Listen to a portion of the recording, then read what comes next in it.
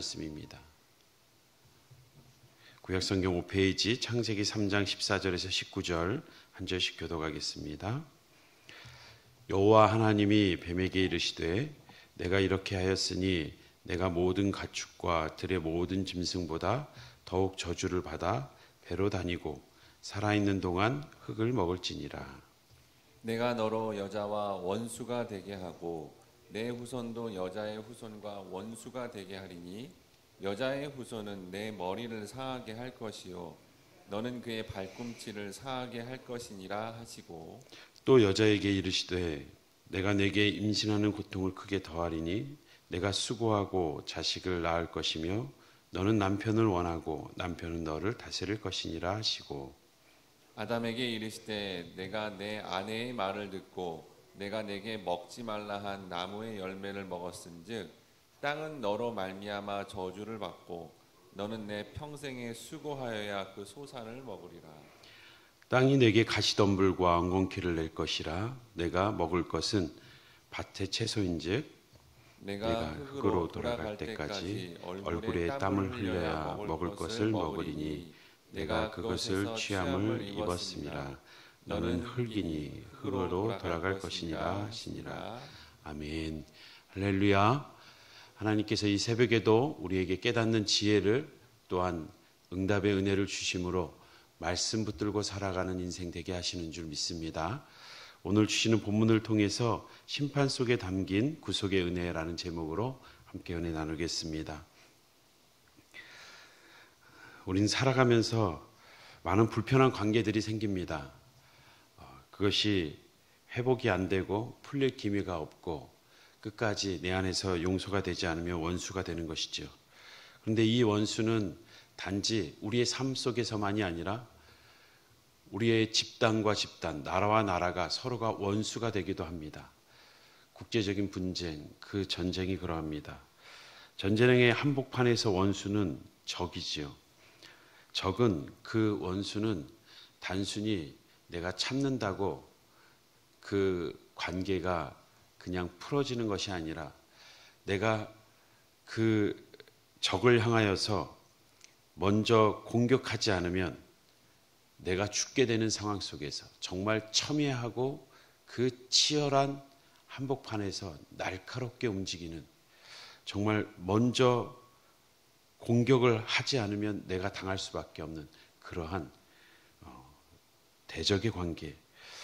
오늘 본문은 우리가 살아가면서 정말 예민하게 반응하고 첨예한 대립을 가지고 있는 우리의 주적이 누구인지 분명히 알게 해주고, 이 적에 대해서 어떻게 싸울지 어떻게 승리할 수 있는지 또한 암시해주고 있습니다. 우리가 3장은 타락을 주제로 한, 창세기 3장은 성경 전체에서 인간의 타락을 보여주는 중요한 장이라고 말씀드렸습니다. 하나님께서 선포하신 심판의 말씀입니다. 인간의 죄로 말미암은 심판. 그런데 죄에 대한 하나님의 공의로운 심판을 오늘 본문에서 보여준과 동시에 그 구속의 은혜와 소망을 함께 보여주는 놀라운 장면입니다. 우리는 하나님의 심판 속에서 드러난 구속의 메시지를 살펴보면서 우리의 죄와 또 구원자 예수 그리스도를 깊이 묵상하기 원합니다. 본문의 14절에서 19절인데요. 하나님께서 심판하실 때 뱀에 대해서는 14, 15절에, 여자에 대해서는 16절에, 아담에 대해서는 17, 18, 19절에 세 절에 걸쳐서 말씀합니다.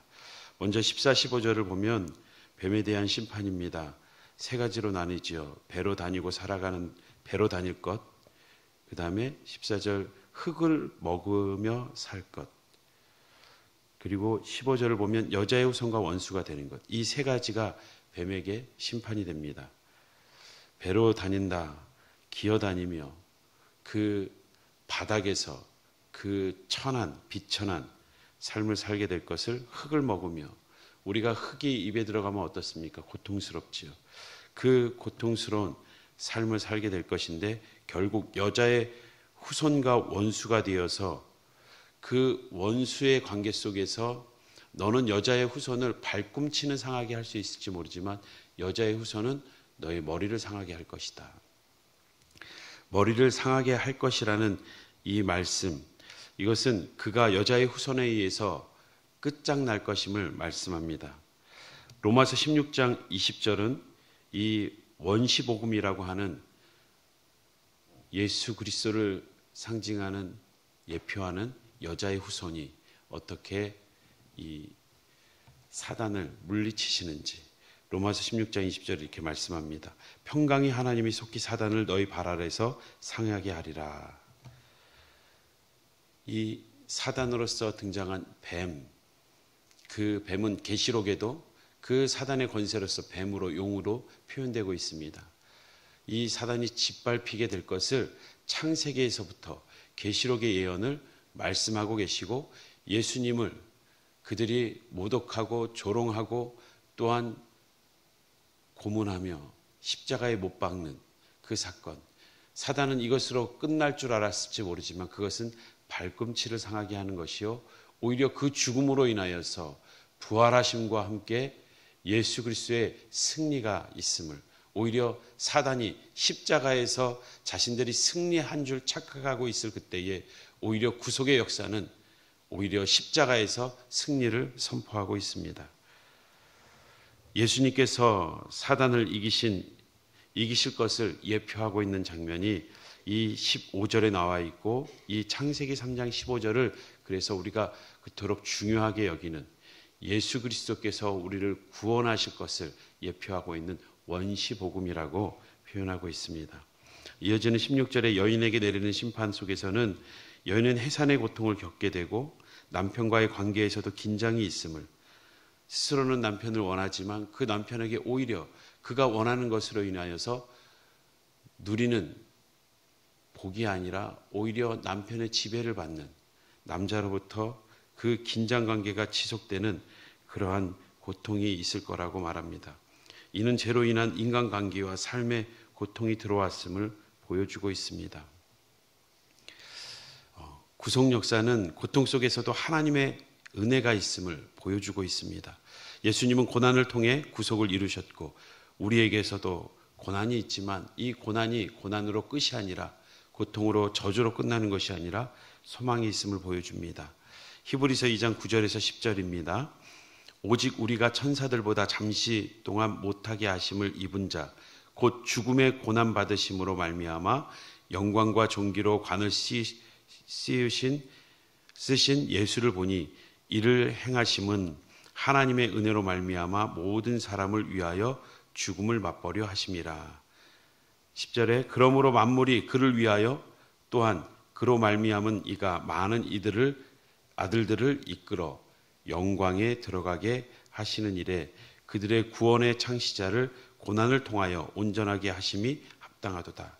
고난을 통하여서 그 모든 것을 온전하게 이루시겠다고 하십니다.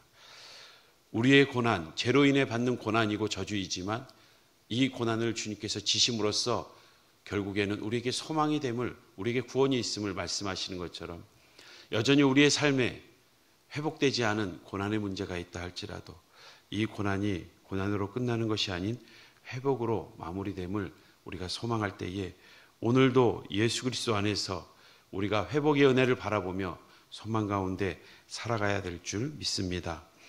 마지막 아담에게 내리시는 심판이 있습니다. 17절부터 19절을 보면 아담에게는 17절에 땅은 너로 말미암아 저주를 받는다. 땅이 너로 말미암아 저주를 받는다는 것은 모든 피조물이 아담의 지은 죄로 말미암아 모든 피조물의 대표가 되는 아담으로 말미암아 아담의 후손뿐만 아니라 모든 피조물이 같이 저주를 받는다고. 그 죄의 결과로 말미암아 아담도 같이 힘들어하게 될 것을 말합니다. 볼륨을 조금만 내려주세요. 하우링이 계속 나. 또한 우리가 수고하여야 그 소산을 먹는다는 것은 그로 말미암아 죄가 들어와서 죄로 말미암아서 모든 피조물이 함께 저주를 받고 그 저주로 말미암아 그 고통을 아담이 받는다라고 말하고 있습니다. 아담은 그 죄로 말미암아 모든 피조물이 죄 가운데 신음하고 있고 그 신음은 아담에게라도 그대로 이어지고 있음을, 그리고 마지막 19절 인간에게 있어서 가장 중요한 심판, 너는 흙이니 흙으로 돌아갈 것이니라. 죽음을 말하고 있습니다. 육신의 죽음. 우리의 영은 영원히 살게 되어 있지만 우리의 육신이 흙으로 돌아갈 수밖에 없는, 에덴에서의 그 삶이 지속된다면 우리의 육신 또한 지속되었을 것입니다.